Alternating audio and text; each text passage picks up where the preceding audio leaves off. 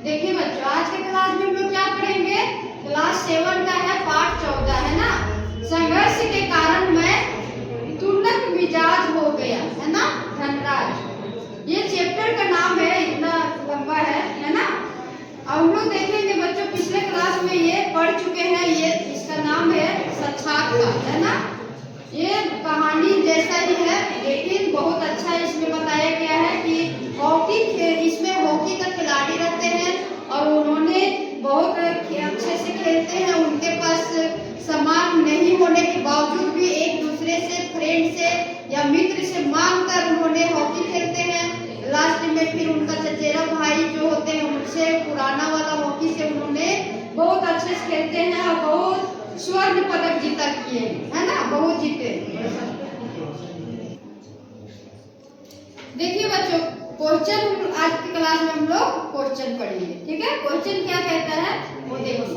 साक्षात्कार पढ़कर आपके मन में धनराज पीले की कैसी छवि उभरती है, वर्णन कीजिए, है ना। धनराज की कैसी छवि उभरती है उसका वर्णन करेंगे। साक्षात्कार पढ़कर हमारे मन में धनराज पीले की ऐसी छवि उभरती है कि वह स्वभाव से सीधे, सरल, भावुक, स्पष्ट वक्ता, परिवार से जुड़े और स्वाभिमानी व्यक्ति है ना।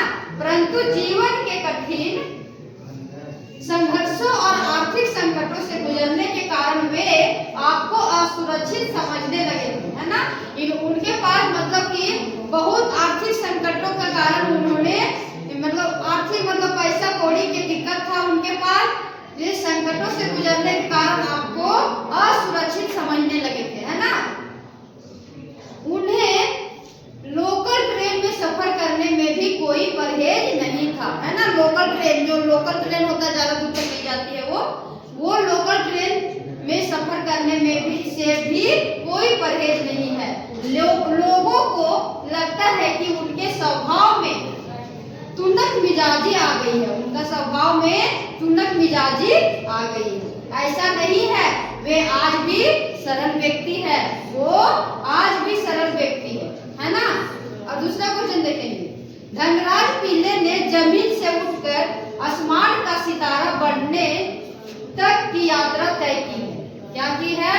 ये जमीन से उठकर आसमान का सितारा सितारा बनने तक की यात्रा तय की। इनका सोच था जैसे कि जमीन से एक ही बार नहीं होता है कि थोड़ा लोअर में रहते हुए ऊपर उठ जाता, मतलब कुछ ज्यादा प्रगति करने लगता है ना। उसी के बारे में बता रहा है कि आसमान, जमीन में रहकर वो आसमान तक जाने की सितारा का मतलब की यात्रा तय की है, मतलब सोचे हैं वो, है ना, ऊपर उठने का। लगभग 100 शब्दों में इस सफर का वर्णन कीजिए। इनका ये जो सफर हुआ है उनका 100 शब्दों में वर्णन करने बोल रहा है। तो आंसर देखिए बच्चों। धनराज पीले की जमीन से उठकर आसमान का सितारा बनने तक की यात्रा कठिनाइयों और संघर्षों से भरी हुई है ना। इनका जो संघर्ष था, जो कठिनाई था, ये जमीन से उठकर ऊपर जाने का, ये कठिनाइयों का और संघर्ष से भरा हुआ था। मतलब कठिनाई भी बहुत सारा झेलना पड़ रहा था इनको और संघर्ष से भरा हुआ था। धनराज पीले एक साधारण परिवार के थे, इस कारण उनके लिए हॉकी खेलने का पूरा शौक करना इतना आसान नहीं था। इसलिए क्योंकि उनके पास हॉकी का कोई भी सामान नहीं था, वो एक दूसरे से मांग कर काम चलाता था, है ना। कभी दोस्त से, कभी भाई से मांगते रहता था। उनके पास हॉकी खरीदने का तक पैसा नहीं था, है ना। उनके पास हॉकी खरीदने तक भी पैसा नहीं था। उन्हें अपने मित्रों से हॉकी स्टिक उधार लेनी पड़ती थी, है ना। उसका पैसा नहीं था तब भी वो बहुत आगे बढ़े हैं हॉकी में। ऑलविन एशिया कैंप में चुने जाने बाद धनराज पीले ने पीछे मुड़कर नहीं देखा, है ना। पीछे मुड़कर नहीं देखा, यानी कि वो पीछे नहीं रहा और दिन प्रतिदिन वो आगे बढ़ते रहा, आगे सोचते रहा। उसके बाद वह सफलता की सीढ़ियां चढ़ते गए, है ना। दिन प्रतिदिन वो सफल होते रहे और आगे बढ़ते गए। उनके पास कुछ ना होने के बावजूद भी, लेकिन कई लोग के पास रहता है, बहुत कुछ रहता है, फिर भी वो आगे नहीं बढ़ पाता है। मेरी माँ ने मुझे अपनी परिस्थिति को विनम्रता से संभालने की सीख दी। धनराज पीले बात का क्या अर्थ है? तो देखिए बच्चों क्या अर्थ है। मेरी माँ ने मुझे अपनी परिस्थिति को विनम्रता से संभालने की सीख दी। धनराज पिल्ले की इस बात का अर्थ यह है कि उनकी माँ ने उन्हें इतनी प्रसिद्धि प्राप्त करने के बाद घमंड ना करने की सलाह दी थी। कितना अच्छा बात बोले थे कि उनकी माँ ये सलाह दी थी कि उन्हें इतनी प्रसिद्धि प्राप्त करने के बाद प्रसिद्ध यानी कि वो सफल होने के बाद उनको घमंड करने के लिए नहीं बोल रहे। मतलब हॉकी में हमेशा वो गरीब होते हुए, उनके पास पैसा ना रहते हुए वो बहुत मेहनत से वो आगे बढ़ा।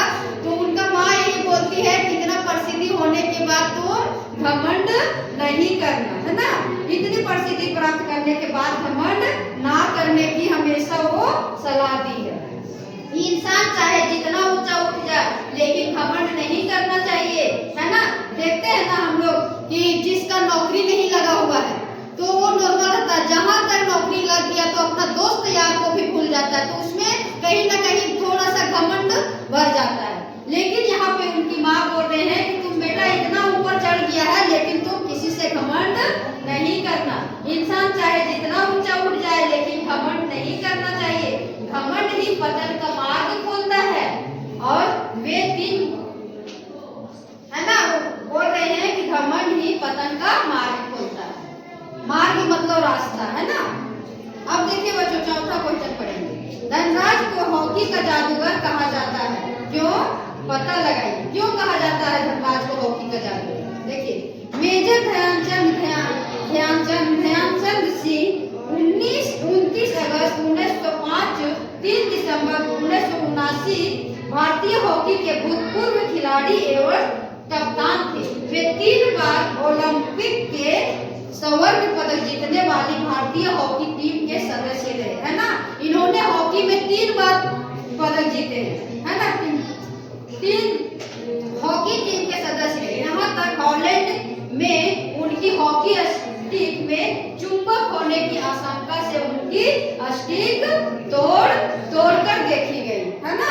कितना अच्छा बोले ध्यानचंद, मेजर ध्यानचंद 29 अगस्त 1905 3 दिसंबर 1979 भारतीय हॉकी के भूतपूर्व खिलाड़ी एवं कप्तान थे। वे 3 बार ओलंपिक के स्वर्ण पदक जीतने वाले भारतीयों में हॉकी टीम के सदस्य रहे। क्या रहे? 3 बार पदक जीतने वाले, स्वर्ण पदक जीतने वाले में से वो थे। यहाँ तक हाईलैंड में उनकी हॉकी स्टिक में चुंबक होने की आशंका से उनकी स्टिक तोड़कर देखी गई, है ना। अब देखिए 5वां क्वेश्चन। किन विशेषताओं के कारण हॉकी को भारत का राष्ट्रीय खेल माना जाता है? किन विशेषताओं के कारण? तो देखिए बच्चों, हॉकी आंसर, हॉकी का खेल भारत में अत्यंत लोकप्रिय है ना। यह खेल भारत के प्रत्येक प्रदेश में खेला जाता है ना। इधर भी खेलते हैं कि नहीं हॉकी, हम लोग भी खेलते हैं।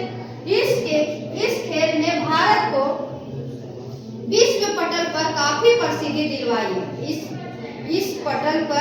इस खेल में भारत में विश्व पटल पर काफी प्रसिद्धि दिलवाई है। हॉकी के खेल में भारत देश ने सन 1928 से 1956 तक लगातार 6 बार स्वर्ण पदक जीते हैं। इन्हीं विशेषताओं के कारण हॉकी को भारत का राष्ट्रीय खेल माना जाता है ना।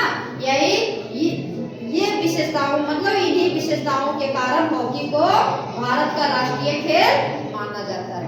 तो इन्होंने जो थे यहाँ पे खिलाड़ी जो थे ध्यानचंद, ये कम उम्र में इनके पास पैसा ना रहने के बावजूद भी, गरीब परिवार से थे, पैसा ना रहने के बावजूद भी कभी फ्रेंड से लेते थे हॉकी स्टिक, तो कभी भाई से लेते थे। इसी तरह करते करते इन्होंने बहुत मेहनत किए, संघर्ष किए, किसी तरह घबराए नहीं और आगे ये जीतकर सफल हुए, है ना। तो बच्चों आज के क्लास में हम संघर्ष के कारण में ये जो चैप्टर है ये हम कंप्लीट कर दिए। ये आप लोग गहराई से पढ़ेंगे तो मुझे नहीं लगता है कि ये समझने में कोई प्रॉब्लम होगा, समस्या का सामना करना पड़ेगा। आसान से आप लोग पढ़ के आप लोग एक क्वेश्चन आंसर बना सकते हैं। और इसी